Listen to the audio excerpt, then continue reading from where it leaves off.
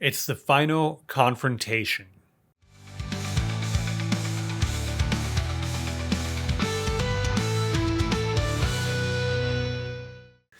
Welcome back to Writer's Theory. I'm James Winterthorn, and this is day 70 of my novel writing project. I've been trying to write a novel in less than 90 days. I'm in the final stretch now. The way that it's going, I don't know that I'm going to hit my total goal of 80,000 words, but that's okay. I just want to finish the story. But yesterday, we left off with our hero group running into town. We got a last view from our antagonist's point of view. And today we're going to see the confrontation that all of this has been building toward. Today I'm really focused on keeping the action high, describing really well, and trying to be as entertaining as possible, since this is ultimately the big payoff sequence that's happening now. So, well, let's just get right into the first part of day 70, and let's see what you think. I might have spoken a little too soon in yesterday's video, and I had mentioned that they heard whistling. Well, that happens today, so my apologies for that. But I ended the scene from Shaw's point of view here, picked up with Patrick. So I mentioned either yesterday or the day before, really jumping point of views at the end and trying to build tension that way. So we have another point of view shift here, because I wanted Patrick's point of view to be as objective as possible, just so we can see the difference in point of view between him and then what Mercer is experiencing, because that's such a big part of Mercer's struggles. But I wanted to keep the excitement high, so we ended Shaw with whistling, and then Patrick is now leaving the church, and he can see these events happening before him. So he's running now to Shaw's office where he works, where he's probably feels that he's needed. So he's running there now. I wasn't sure how I wanted this sequence to play out, so I just kind of ran with it. I just kind of let things happen.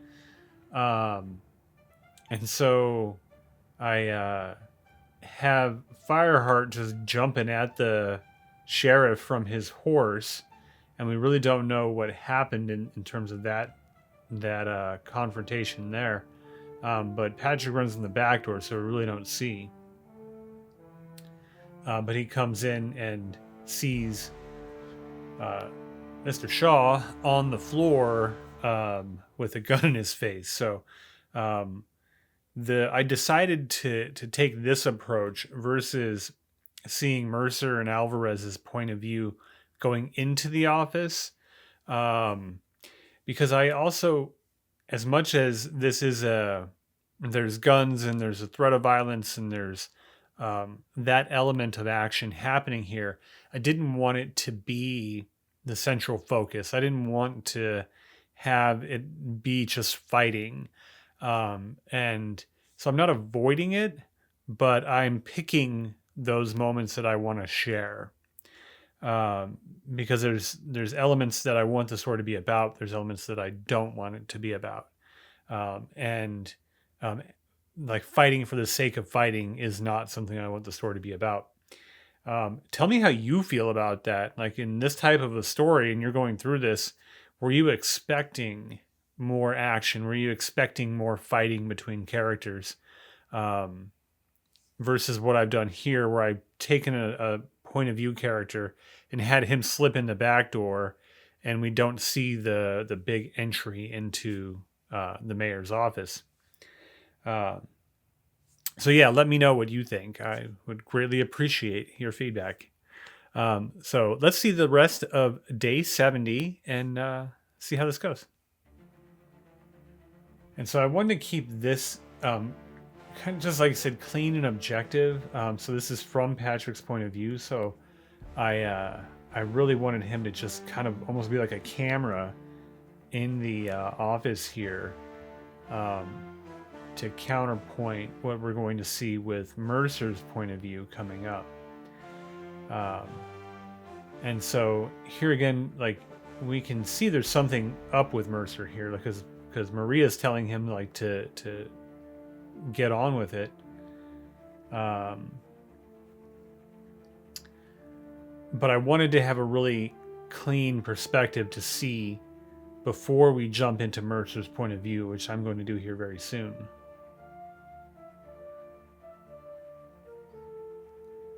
And so if we go back to if we think back to the scene at Davy's grave, and we think back to the coyote encounter in the valley, and even the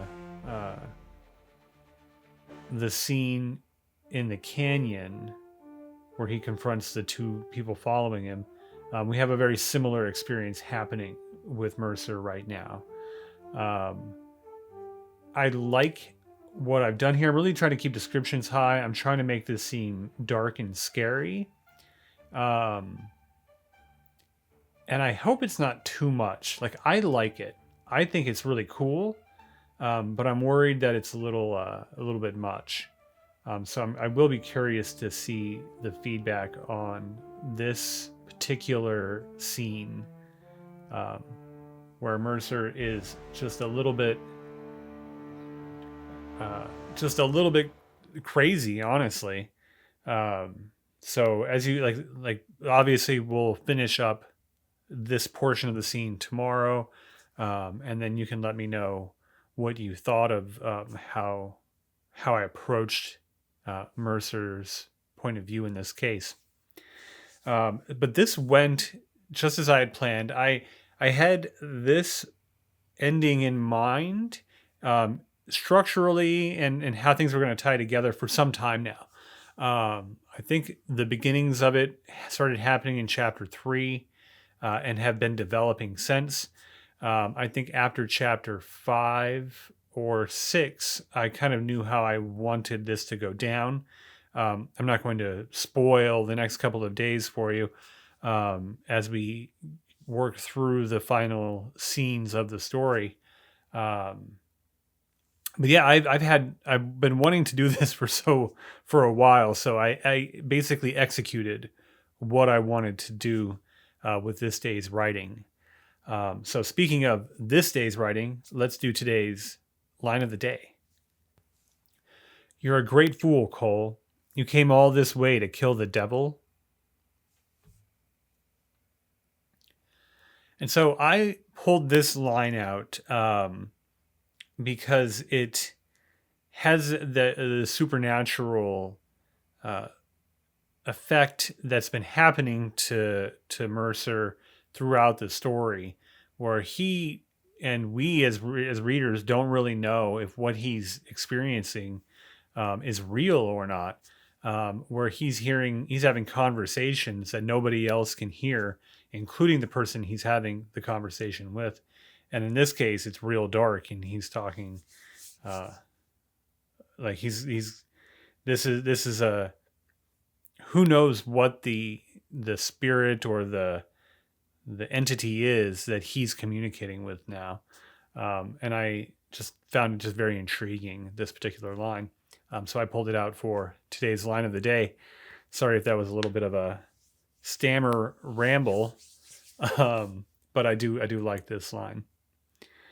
So tomorrow, we're going to pick up with this. We're still in Mercer's point of view, and you're going to see how I treated this, and I'd be interested to see your feedback on that.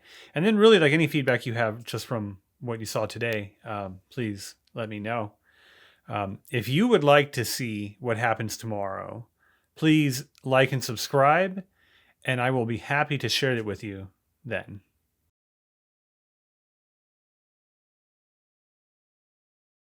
Sorry if that was a little bit of a stammer ramble.